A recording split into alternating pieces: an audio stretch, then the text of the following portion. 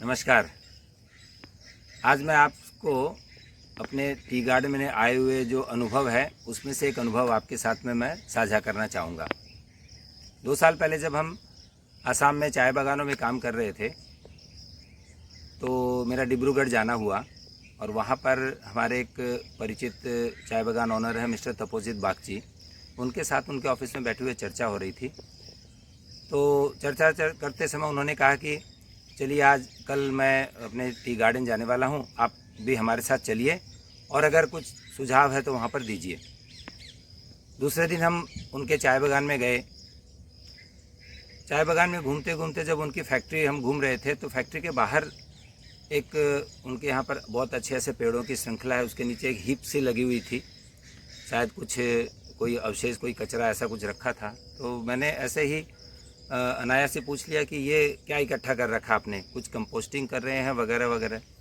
तो उन्होंने बताया कि नहीं, ये जो आपने देखा फैक्ट्री के अंदर जो चाय बन रही है तो धुलाई के बाद में जो सारे चाय पत्ती के टुकड़े, कच्चे पत्तों के टुकड़े वगैरह वगैरह जो भी अवशेष बचता है वो धुलाई के बाद यहाँ इकट्ठा होता है और उसको हम यहाँ पर पेड़ों के नीचे इकट्ठा कर देते हैं। तो ये तो लगता है मुझे काफ़ी दिनों से इकट्ठा हो रखा है, ऐसा मैंने पूछा। तो उन्होंने कहा हाँ, ये लगभग 2 साल से हमने इकट्ठा किया हुआ है, 40-50 टन की क्वांटिटी में है।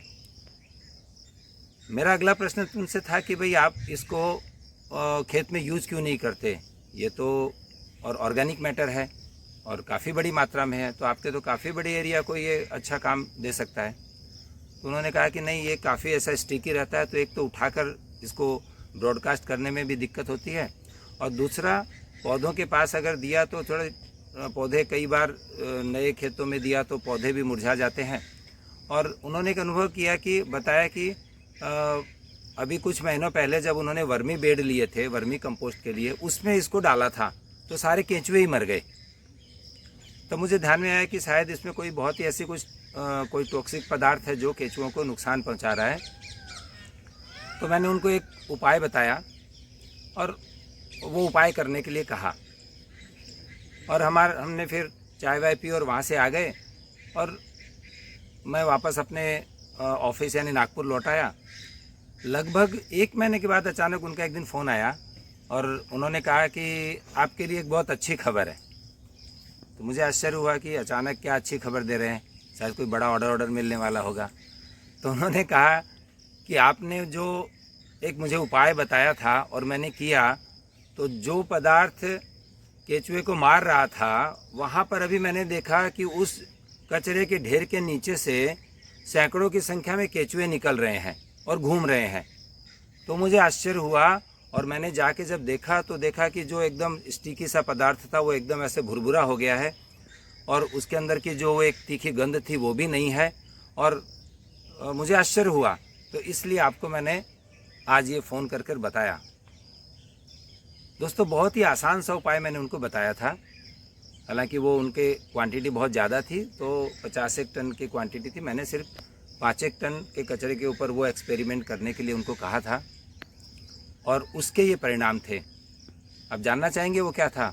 वो एक हमारा जो प्रोडक्ट है क्विक ब्रेक, उसके मैंने 500 ग्राम क्विक ब्रेक में और 10 किलो गुड़ के साथ में उनको पानी में भिगोकर 3 दिन एक्टिवेट करके रखने के लिए कहा था और बाद में उस ढेर के ऊपर ऐसे छेद करके उसमें पिलाने के लिए कहा था और 1 महीने के अंदर ये परिणाम आए।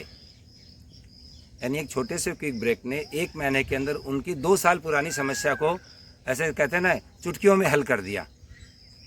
तो आप भी, जो लोग ये वीडियो देख रहे होंगे, आपके पास भी इस तरह से फैक्ट्री का निकाला हुआ कचरा होगा या और भी इस प्रकार का कोई भी बायोडिग्रेडेबल पदार्थ होगा जिसको आप अच्छे कंपोस्ट में कन्वर्ट करना चाहते हैं, तो आप इसका उपयोग कर सकते हैं।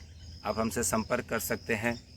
और तपोजित बागची, जिनका SIP ब्रांड रिटेल में काफ़ी और प्रसिद्ध भी है डिब्रूगढ़ और उस एरिया में, उनका भी मैं धन्यवाद करना चाहूँगा कि उन्होंने हमको ये और मौका दिया अपने प्रयोग को एक्सपेरिमेंट करने के लिए। फिर भी आपको कभी भी इस बारे में कोई भी सहायता की आवश्यकता हो तो आप हमसे संपर्क कर सकते हैं। नमस्कार। आशा करता हूँ कि आपको हमारा वीडियो पसंद आया होगा।